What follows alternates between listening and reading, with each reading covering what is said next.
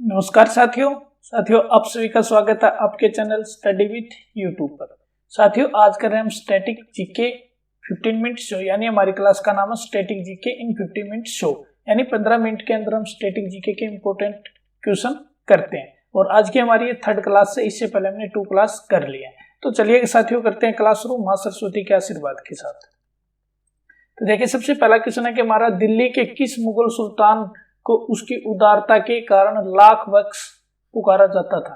तो देखिए लाख वक्स और इन्हें एक और भी नाम से पुकारते थे, क्या था वह? पीलवक्स। याद रखना, लाख वक्स या पीलवक्स के नाम से किस दिल्ली सुल्तान को पुकारा जाता था। दिल्ली सल्तनत का वो कौन था? कुतुबुद्दीन ऐबक। और कुतुबुद्दीन ऐबक से आपको इंपॉर्टेंट क्वेश्चन बनते हैं, वो देखिए साथियों क्या क्या बनते हैं। एक तो याद रखना दिल्ली सल्तनत की नींव किसने रखी थी? कुतुबुद्दीन ऐबक ने। कब रखी थी? 1206 में। और ये क्या था? गोरी का गुलाम था ये। आगे देखिए इनकी मृत्यु हो जाती है कब? 1210 में। और कहां पर होती है इनकी मृत्यु? तो इनकी मृत्यु होती है लाहौर में। याद रखना साथियों, इनकी मृत्यु कहां होती है? लाहौर में।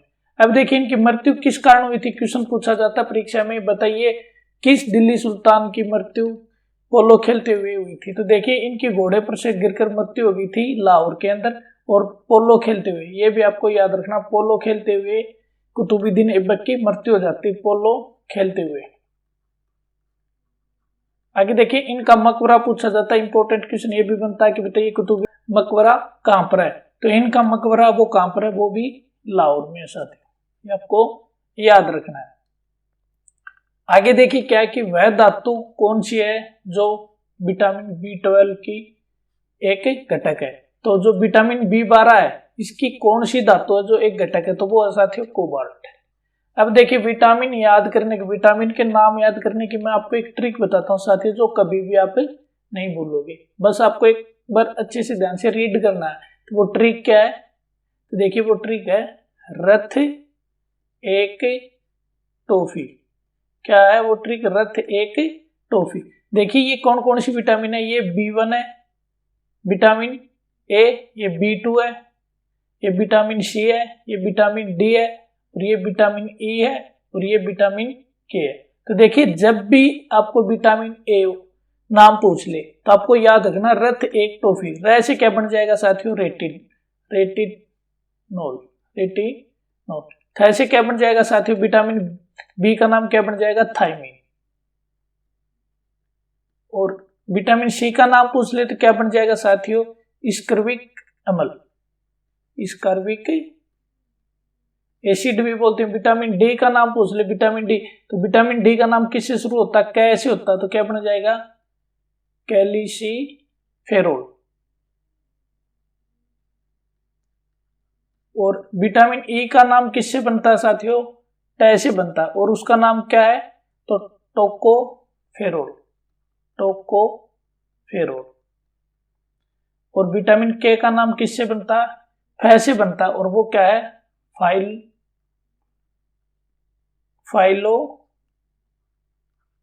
फाइलोक्विनोन। ये आपको याद रखना। देखिए साथियों बस आपको रह से जो आपके ऑप्शन में दिख जाए उससे विटामिन ए बन जाएगा, विटामिन बी का थायमीन, विटामिन सी का स्कर्बिक एसिड, और विटामिन डी का कैल्सिफेरोल, और विटामिन ई का नाम क्या बन जाएगा? टोकोफेरोल, और विटामिन के का नाम क्या बन जाएगा? फाइलोक्विनोन। ये बनते हैं। अब देखिए एक क्वेश्चन और पूछा जाता है विटामिन से इंपॉर्टेंट, कि बताइए विटामिन बी समूह में कितनी विटामिन होती हैं। तो विटामिन बी के समूह में कितनी विटामिन होती हैं? 8 विटामिन होती है। ये आपको याद रखना साथियों, कितनी विटामिन होती हैं? 8 विटामिन होती हैं। अब देखिए पूछा जाता है बताइए कौन से विटामिन जल में घुलनशील है और कौन से विटामिन वसा में घुलनशील है। तो आपको याद रखना साथियों, इसका एक नाम बताता हूं,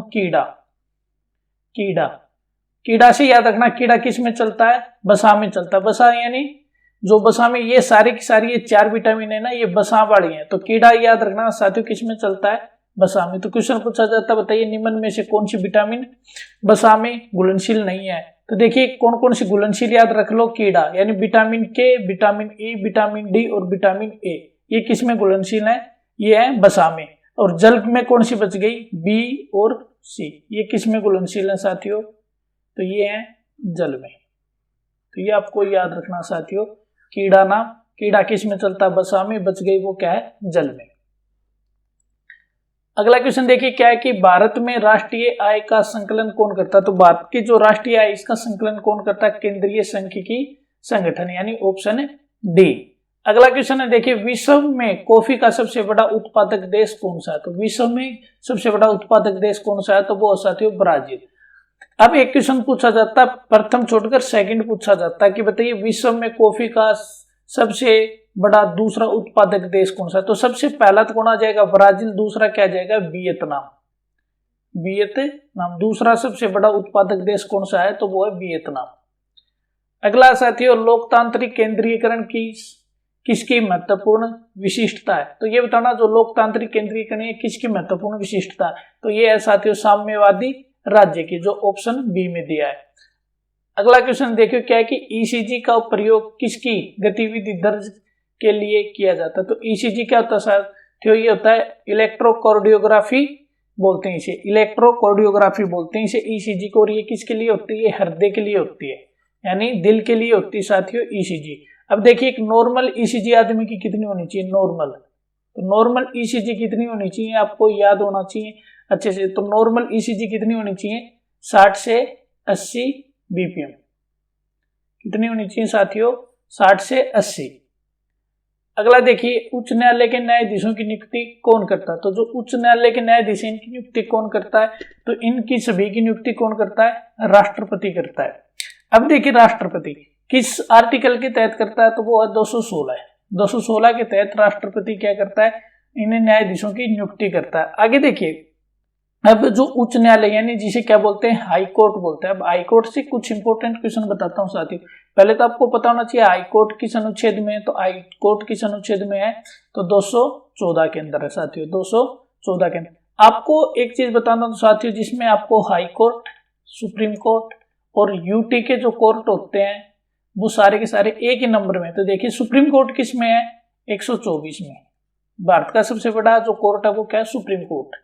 अब देखिए 124 1 2 4 नंबर को याद रखना, 1 2 4 नंबर को। 1 2 4 से ये तीनों कोर्ट बन रहे हैं। तो हाई कोर्ट है वो किस में है? 214 में। देखो 1 2 4 ही है। जो यूटी है ये किस में साथियों? 241 में। ये आपको याद रखना है 114, यानी सुप्रीम कोर्ट किस अनुच्छेद में है? 124 में। हाई कोर्ट किस में? 214 में। और यूटी का जो कोर्ट है वो किस में? 241 में। अब देखिए हाई कोर्ट है जो 214 के अनुसार है। तो अब देखिए जो 214 के, तो हाई कोर्ट के जो मुख्य न्यायाधीश होता है, जो मुख्य न्यायाधीश चीफ जस्टिस होता है, इसका वेतन कितना होता है? 2,80,000। अगर इसके अन्य जस्टिस का पूछ ले तो इसका होता है 2.5 लाख, यानी 2,50,000 रुपए। आगे देखिए सबसे पहला अगर हाई कोर्ट पूछे तो कौन सा? तो वो कोलकाता का, कोलकाता। और पूछ ले कब बना?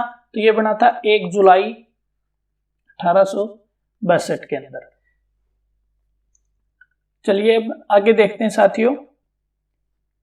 आगे देखिए संघनन का एक रूप जो दृश्यता कम कर देता है और श्वसन संबंधी समस्या उत्पन्न करता है। तो ये बताना संघनन का एक रूप जो दृश्यता कम कर देता है और श्वसन संबंधी समस्या उत्पन्न करता है, तो ये कौन सा है? तो देखिए ओस, तुषार, कुहासा या धूमर कुहासा। तो क्या हो जाएगा इसका राइट आंसर?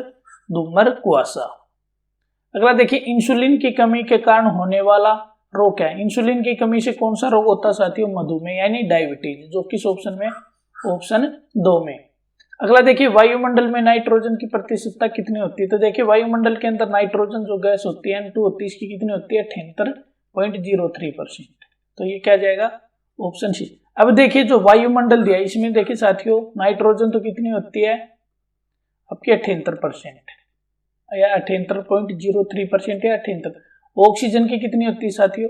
तो ऑक्सीजन की होती है 21%। अब CO2 देखिए CO2 कितने परसेंट होते हैं? 0.03%।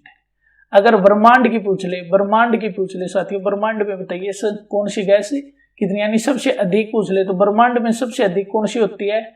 ये होती है हाइड्रोजन गैस। कितनी होती है साथियों? 71%। अगर पूछ ले 2 नंबर पे कौन सी होती है? तो 2 नंबर पे होती है हीलियम, जो कितनी होती है? 26.5%। जो बच गई वो अदर गैस में आती है साथियों। ब्रह्मांड में अदर गैस में ये सारी आगे वो कितने में आएंगी? 2.5% में। तो ब्रह्मांड में पूछा जाता है वो क्वेश्चन कैसे बताइए, ब्रह्मांड के अंदर सबसे अधिकतम गैस कौन सी है, तो वो है हाइड्रोजन। आगे देखिए अगला क्वेश्चन है, इंडिया विंस फ्रीडम पुस्तक के लेखक कौन है। इंडिया विंस फ्रीडम पुस्तक के लेखक कौन है, तो इसके मौलाना आजाद, जो ऑप्शन 2 में दिया है, मौलाना आजाद। अगला क्वेश्चन देखिए, निम्नलिखित में से कौन सा हार्डवेयर नहीं है, तो कौन सा देखिए, प्रोसेसर चिप भी एक हार्डवेयर है, प्रिंटर भी एक हार्डवेयर है, माउस भी एक हार्डवेयर है, जावा नहीं है, तो ये क्या नहीं है, एक हार्डवेयर नहीं है साथियों, ये क्या एक एप्लीकेशन है, क्या एक ये एप्लीकेशन है।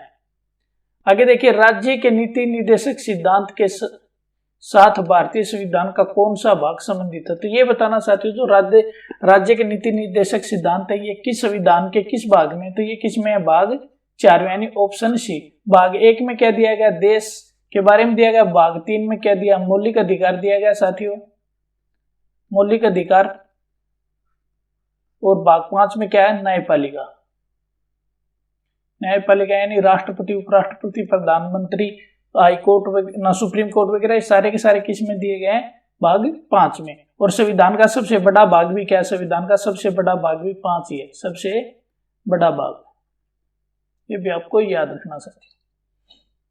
आगे देखिए, भारतीय नागरिक के कितने मौलिक कर्तव्य हैं, तो भारतीय जो नागरिक हैं इनको कितने मौलिक कर्तव्य मिले हुए हैं। तो देखिए, सबसे पहले तो मौलिक कर्तव्य आपको पता होना चाहिए संविधान में कब जोड़े गए थे, तो ये कब जोड़े गए थे, 42वां संविधान संशोधन 1976 में जब जोड़े, जब इनकी संख्या कितनी थी साथियों, तो 1976 में इनकी संख्या कितनी थी, इनकी थी 10।